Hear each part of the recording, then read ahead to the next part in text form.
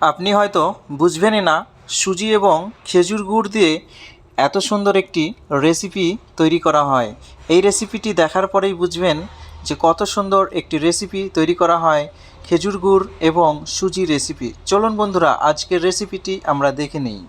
প্রথমেই আমরা এক বাটি সুজি আমরা নিয়ে নিয়েছি একটি পাত্রের মধ্যে, এবং এর সঙ্গে আমরা এক বাটি গরুর দুধ আমরা নিয়ে নিয়েছি। এই দুটো আমরা একই সঙ্গে মিশ্রণ করে নেব, অল্প অল্প করে ঢেলে গরুর দুধ এবং সুজি ভালোভাবে আমরা এইভাবে আমরা মিক্স করে নেব। এটা মিক্স করা কমপ্লিট হয়ে আসলে আমরা পরিমাণ মতন লবণ দিয়ে নেব এর সঙ্গে। এই ম্যারিনেট করা সুজি আমরা একটি ঢাকা দিয়ে রেখে দেব। আমরা পাশাপাশি নিয়ে নিয়েছি খেজুর গুড়, নারকেল গুঁড়ো, এবং এই নারকেল গুঁড়ো আর খেজুর গুড় আমরা ভালোভাবে মিক্স করে নেব হাত দিয়ে। সো গাইজ, আপনারাও ঠিক এভাবেই বানাবেন বাড়িতে। এ দুটো মিক্স করা হয়ে গেলে আমরা চলে যাব পরবর্তী পর্যায়ে। এটাও আমরা ঢেকে রেখে দেব। সো গাইজ, আমাদের যে সুজি ম্যারিনেট করা হয়েছিল এর সঙ্গে বেকিং সোডা বা বেকিং পাউডার আমরা অল্প পরিমাণ দিয়েছি, হাফ টেবিল চামচ মতন। তারপরে আবারও ভালোভাবে আমরা মেখে নেব। আপনারাও একই পদ্ধতিতে করবেন। সো গাইজ, এটা কমপ্লিট হয়ে এসছে। ঠিক এই পর্যায়ে আসলে আমরা বাটি নিয়ে নিয়েছি। আপনারা যতটা তৈরি করবেন ঠিক ততটা পরিমাণ মতন বাটি নিয়ে নেবেন। বেশি বেশি তৈরি করলে বেশি বাটি নেবেন। নিচের দিকে আমরা সর্ষের তেল বা সাদা তেল ব্যবহার করে নেব। আপনারা চাইলে ঘিও ব্যবহার করতে পারেন।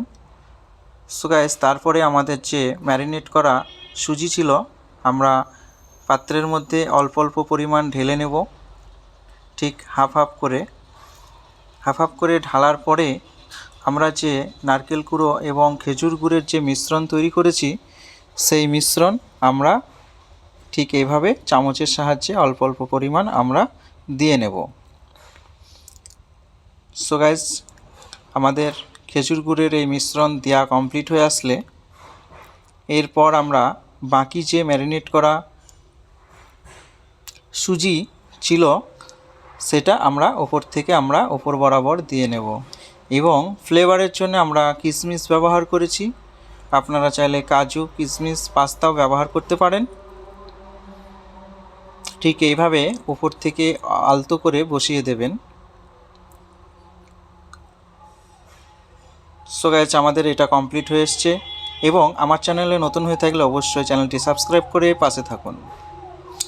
সো গাইস, আমরা পাশাপাশি একটি কড়াইতে আমরা পানি গরম করে নিয়েছি এবং স্ট্যান্ডের ওপরে ঠিক এইভাবে একটি থালার ওপরে বাটিগুলো দিয়ে ঠিক এইভাবে ভাপ ওঠার পরে আপনারা দেবেন, যাতে পানিটা গরম হওয়ার পরে তারপর একটি পাত্র দিয়ে ঢেকে দেবেন। ঠিক 5-6 মিনিট পরে দেখবেন এটা কমপ্লিট হয়ে এসছে। মাঝে মধ্যে দেখে নেবেন, ম্যাক্সিমাম 3 থেকে 5 মিনিটের মধ্যে হয়ে আসবে।